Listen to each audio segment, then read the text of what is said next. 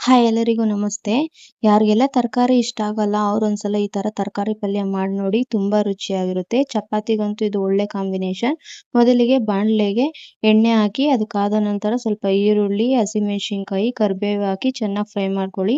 ನಂತರ ಕಟ್ ಮಾಡ್ಕೊಂಡಿರೋಂಥರ ತರಕಾರಿ ಎಲ್ಲ ಹಾಕಿ ಚೆನ್ನಾಗಿ ಫ್ರೈ ಮಾಡ್ಕೊಳ್ಳಿ. ನಾನಿಲ್ಲಿ ಹೀರೆಕಾಯಿ ಮತ್ತು ಬದನೆಕಾಯಿ, ಮುಲ್ಲಂಗಿ, ಕ್ಯಾರೆಟ್, ತೊಂಡೆಕಾಯಿ ಎಲ್ಲ ಯೂಸ್ ಮಾಡ್ತಾ ಇದ್ದೀನಿ. ನಿಮ್ಗೆ ಯಾವ್ದು ಸಿಗುತ್ತೋ ಅದನ್ನು ಹಾಕ್ಕೊಳ್ಳಿ. ನಂತರ ರುಚಿಗೆ ಎಷ್ಟು ಬೇಕೋ ಅಷ್ಟು ಉಪ್ಪು ಹಾಕ್ಕೊಂಡು ಸ್ವಲ್ಪ ಅರಿಶಿನ ಹಾಕ್ಕೊಂಡು ಚೆನ್ನಾಗಿ ಫ್ರೈ ಮಾಡ್ಕೊಳ್ಳಿ. ಖಾರಕ್ಕೆ ಅಚ್ಚ ಖಾರದ ಪುಡಿ, ಸ್ವಲ್ಪ ಧನಿಯಾ ಪುಡಿ, ಸ್ವಲ್ಪ ಗರಂ ಮಸಾಲ ಹಾಕ್ಕೊಂಡು ಚೆನ್ನಾಗಿ ಫ್ರೈ ಮಾಡಿ.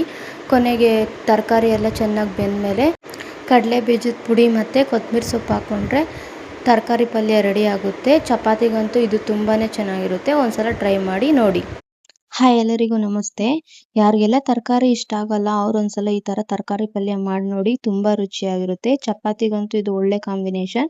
ಮೊದಲಿಗೆ ಬಾಣಲೆಗೆ ಎಣ್ಣೆ ಹಾಕಿ ಅದು ಕಾದ ನಂತರ ಸ್ವಲ್ಪ ಈರುಳ್ಳಿ, ಹಸಿಮೆಣಸಿನಕಾಯಿ, ಕರಿಬೇವು ಹಾಕಿ ಚೆನ್ನಾಗಿ ಫ್ರೈ ಮಾಡ್ಕೊಳ್ಳಿ.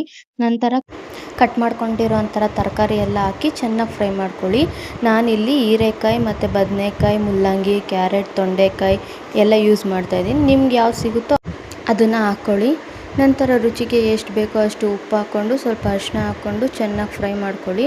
ಖಾರಕ್ಕೆ ಅಚ್ಚ ಖಾರದ ಪುಡಿ, ಸ್ವಲ್ಪ ಧನಿಯಾ ಪುಡಿ, ಸ್ವಲ್ಪ ಗರಂ ಮಸಾಲ ಹಾಕ್ಕೊಂಡು ಚೆನ್ನಾಗಿ ಫ್ರೈ ಮಾಡಿ.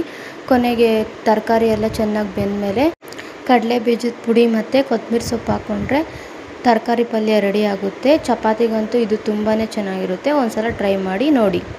ಹಾಯ್ ಎಲ್ಲರಿಗೂ ನಮಸ್ತೆ. ಯಾರಿಗೆಲ್ಲ ತರಕಾರಿ ಇಷ್ಟ ಆಗಲ್ಲ ಅವ್ರೊಂದ್ಸಲ ಈ ತರ ತರಕಾರಿ ಪಲ್ಯ ಮಾಡಿ ನೋಡಿ. ತುಂಬಾ ರುಚಿಯಾಗಿರುತ್ತೆ. ಚಪಾತಿಗಂತೂ ಇದು ಒಳ್ಳೆ ಕಾಂಬಿನೇಷನ್. ಮೊದಲಿಗೆ ಬಾಣಲೆಗೆ ಎಣ್ಣೆ ಹಾಕಿ ಅದು ಕಾದ ನಂತರ ಸ್ವಲ್ಪ ಈರುಳ್ಳಿ, ಹಸಿಮೆಣಸಿನಕಾಯಿ, ಕರಿಬೇವು ಹಾಕಿ ಚೆನ್ನಾಗಿ ಫ್ರೈ ಮಾಡ್ಕೊಳ್ಳಿ. ನಂತರ ಕಟ್ ಮಾಡ್ಕೊಂಡಿರೋಂಥರ ತರಕಾರಿ ಎಲ್ಲ ಹಾಕಿ ಚೆನ್ನಾಗಿ ಫ್ರೈ ಮಾಡ್ಕೊಳ್ಳಿ. ನಾನಿಲ್ಲಿ ಹೀರೆಕಾಯಿ ಮತ್ತು ಬದನೆಕಾಯಿ, ಮುಲ್ಲಂಗಿ, ಕ್ಯಾರೆಟ್, ತೊಂಡೆಕಾಯಿ ಎಲ್ಲ ಯೂಸ್ ಮಾಡ್ತಾ ಇದ್ದೀನಿ. ನಿಮ್ಗೆ ಯಾವ್ದು ಸಿಗುತ್ತೋ ಅದನ್ನು ಹಾಕ್ಕೊಳ್ಳಿ. ನಂತರ ರುಚಿಗೆ ಎಷ್ಟು ಬೇಕೋ ಅಷ್ಟು ಉಪ್ಪು ಹಾಕ್ಕೊಂಡು ಸ್ವಲ್ಪ ಅರಿಶಿನ ಹಾಕ್ಕೊಂಡು ಚೆನ್ನಾಗಿ ಫ್ರೈ ಮಾಡ್ಕೊಳ್ಳಿ. ಖಾರಕ್ಕೆ ಅಚ್ಚ ಖಾರದ ಪುಡಿ, ಸ್ವಲ್ಪ ಧನಿಯಾ ಪುಡಿ, ಸ್ವಲ್ಪ ಗರಂ ಮಸಾಲ ಹಾಕ್ಕೊಂಡು ಚೆನ್ನಾಗಿ ಫ್ರೈ ಮಾಡಿ.